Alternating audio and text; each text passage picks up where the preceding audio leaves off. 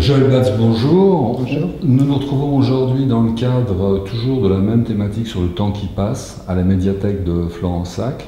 Médiathèque où tu exposes, alors comment dire, tes œuvres, tes sculptures, Comment est-ce que tu définis toi-même ton travail? Oui, alors bien sûr, je pense que c'est pas le plus évident d'avoir à définir soi-même son travail. Mais je dirais que je crée des personnages, je crée des personnages grandeur nature en papier et en grillage. Je prends du grillage, je fais une forme et je mets après des bandes de papier journal que je colle et après de la peinture.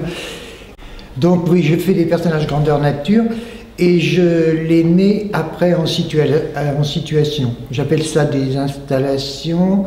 Ça se rapproche de ce que les Québécois appellent des manœuvres. J'aime bien l'idée de manœuvre parce qu'il y a une idée de disposition, une idée de porter, de déplacer, et une idée aussi de manœuvre dans le genre comme militaire, si on veut, qui serait choisir des emplacements où poser les personnages. Les personnages que j'appelle des présences. Présence, ça c'est le terme important. Présence, c'est vraiment le nom de ces personnages papier grillage. Et elle s'appelle Présence parce que des gens, au fur et à mesure, quand je plaçais mes sculptures dans la vie, dans la rue, les gens disaient « Oh, on a l'impression, on croit qu'il y a quelqu'un, ils sont présents. » Donc après, je les ai appelés Présence. Et c'est vrai que je trouve que le terme leur va très très bien.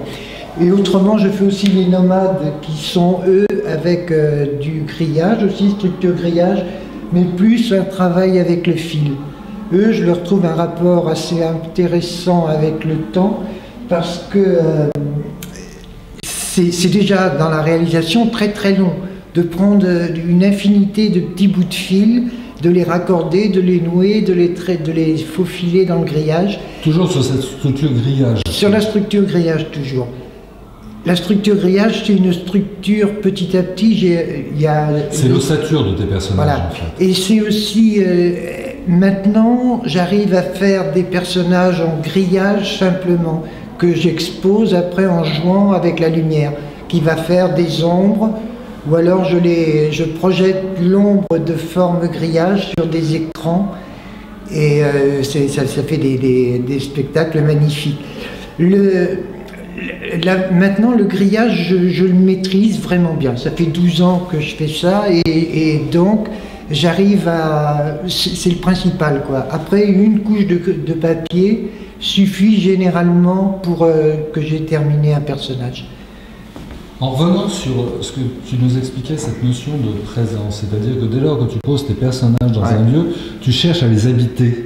Et ça se ressent d'ailleurs au sein de cette médiathèque, puisque en l'absence de public, on a l'impression qu'elle est quand même peuplée grâce à tes personnages. Oui. C'est important pour toi d'habiter les lieux? J'aime beaucoup, j'ai bouquiné, j'ai regardé un livre de Paul Ardenne, un critique d'art, qui parle de l'art contextuel. Pour moi, je pense que je me situe assez bien dans l'art contextuel, c'est-à-dire un art que l'on ne plaque pas, que l'on n'expose pas sur un socle, mais qui s'intègre dans un environnement, donnant à voir l'environnement et en même temps, bien sûr, se montrant lui-même parce qu'il est placé là. Pour moi, l'intérêt... C'est la définition de plasticien que tu exposais au départ. Voilà. Je trouve le terme sculpteur, bon, il est certain que la réalisation de personnages tels que je l'ai fait avec une recherche quand même d'expression, de mouvement, enfin, tout ce que j'y mets, ça relève de la sculpture, mais mon travail en général, je trouve que plasticien va mieux, parce qu'après le plasticien vient dans un monde plastique, dans un univers, il vient s'intégrer. Pour moi, les présences, leur véritable lieu, c'est dans la rue, c'est dans la vie des gens. C'est-à-dire, il m'arrive souvent de faire des installations pirates, si on veut, ou volontaires. J'ai envie tout d'un coup d'installer. Ce que tu l'as fait dans le port de Sète à un moment. Par exemple. Et ce qui fait que des gens, même s'il n'y a pas une fête, même s'il n'y a pas quelque chose, les gens en allant acheter son pain et tout, on va croiser un personnage qui va nous surprendre. Et alors là, dans cette surprise, il y a le moment, depuis quand on repère le personnage à une dizaine de mètres, on a encore l'illusion que c'est un vrai personnage.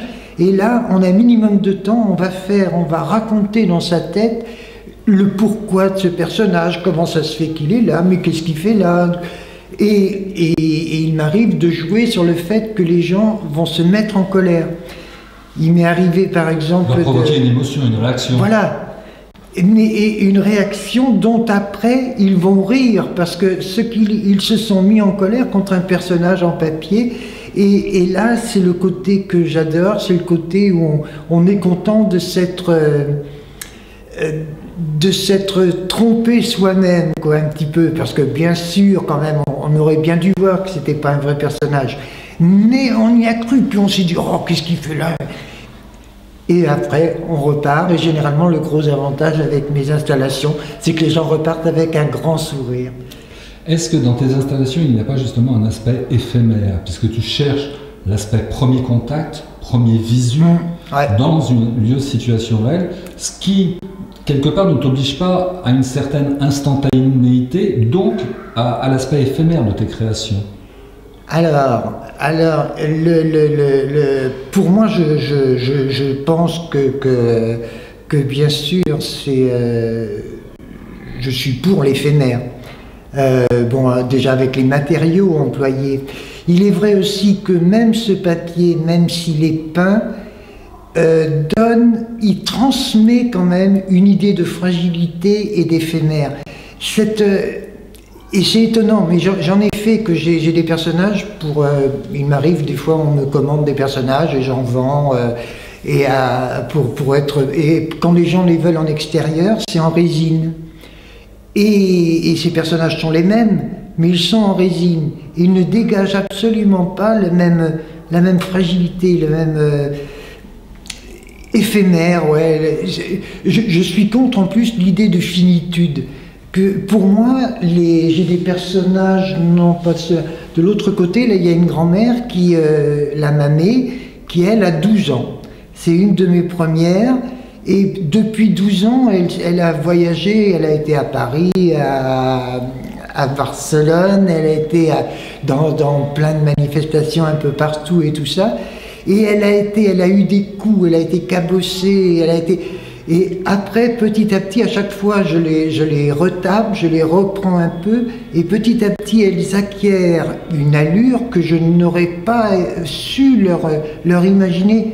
J'aurais même pas pensé, mais c'est parce qu'une fois, par exemple, la Mémé, là, une fois, je l'avais mise sur un trottoir à 7, sur un boulevard, et j'étais, moi, à peu près une cinquantaine de mètres. J'avais mis quelques personnages. C'était le matin pour quand les enfants... Je voulais faire que quand les enfants vont à l'école, ils passent dans le bus, il y avait les bus là avant 9h, et qu'ils voient tout ce spectacle sur le trottoir. Et donc, c'était sympa. Et puis, après, ça continue, je les laisse une heure après, à peu près, et je vois deux jeunes en scooter qui arrivent, qui s'arrêtent à côté de la Mamé, qui rient, qui quittent le casque, et ça va, ça avait l'air sympathique. Et puis après, il y en a un qui remonte, et l'autre aussi, avec son casque, tout, et il était presque monté derrière, et à ce moment-là, une idée de génie certainement, il redescend, il se rapproche, et il se met en face de la Mamé, et il lui met un puissant coup de boule avec son casque, et moi de loin, je la vois qui tombe droite comme ça. Et alors là, jusque-là, elle avait un bon sourire, et maintenant, elle a un petit air un peu renfrogné, une certaine retenue. On sent que... Et tout ça, c'est la vie au fur et à mesure. Absolument, et que tes objets, justement, évoluent avec cette vie et ne restent pas figés, comme on peut l'être dans un musée bien exposé, ou dans des matériaux qu'on qualifie sans doute de plus nobles, tels que la pierre haute, mais qui restent figés à tout jamais. Ah oui, moi elles évoluent, elles vivent. L'idée de temps est très importante pour les présences, parce qu'elles sont les témoins, et même dans leur chair, si je dirais, si vous pouvez dire, parce que elles changent, elles reprennent. Bon, je remets une couche de peinture. Des fois, elles sont trop abîmées par la pluie et tout. Des fois, c'est des travaux très longs pour les retaper. Mais elles reprennent à chaque fois une nouvelle impulsion pour aller conquérir. Quelque part, elles commencent à guérir le plus propre. Et c'est ça qui est intéressant. Oui, et alors que je ne voulais pas tomber, il est très facile, j'ai 67, je crois, présences à la maison chez moi, je vis avec. Je pourrais très facilement tomber dans un travers qui serait de devenir un petit peu le folding qui cause avec ses trucs, qui a tout son petit monde et qui en fout, ne s'occupe plus tellement du monde externe. Le marionnettisme qui donne vie à la créature à qui il prête la voix. Alors que j'ai beaucoup de retraits, même s'il y en a beaucoup, il m'arrive de leur parler. Bon, parce que il y en a que je connais bien ou tout ça. Bon, petit à petit, c'est vrai qu'il s'installe des choses et petit à petit, je commence à leur reconnaître une vie différente. Ça vient surtout par le nombre de photos qu'on a pu me renvoyer ou que moi j'ai prises et je vois des regards différents. L'avantage des présences, c'est qu'elles ont une sorte de vacuité. On peut projeter ce que l'on est. Ce que l'on a, ce que l'on a en tête, c'est un imaginaire. Il y a très souvent, les gens reconnaissent un cousin ou un voisin et tout. Où j'avais une fois, il y avait un gars qui me dit « Ah, je vous avais vu déjà, est-ce que Madame Thatcher va bien ?» Je dis « Bon, Madame Thatcher... Bon. » Ben oui, j'étais assis pendant toute une soirée sur un canapé et puis elle était là, debout à côté, elle ne bougeait pas. Je suis sûr que c'était elle, c'est Madame Thatcher, c'est son portrait. J'ai admis que c'était Madame Thatcher, mais bien sûr que c'était pas voulu. Joël, merci pour cet entretien, plein de réussite dans ton travail futur. Ben, je te remercie et puis je remercie Madame Flamand, la médiathèque de Florensac et puis la municipalité, enfin je ne sais qui participe aussi. Donc je suis très heureux d'être ici et avec les présences qui vont être à l'abri pendant un mois, c'est-à-dire jusqu'au 12 janvier. Et en compagnie aussi des toiles de Philippe Deltour qui sont vraiment, qui me plaisent bien parce qu'elles sont la représentation aussi de gens ordinaires. Les présences, c'est des gens ordinaires. Deltour figure en 2D, ce que toi tu mets en 3D. Ouais. Merci Joël, à très bientôt. Merci.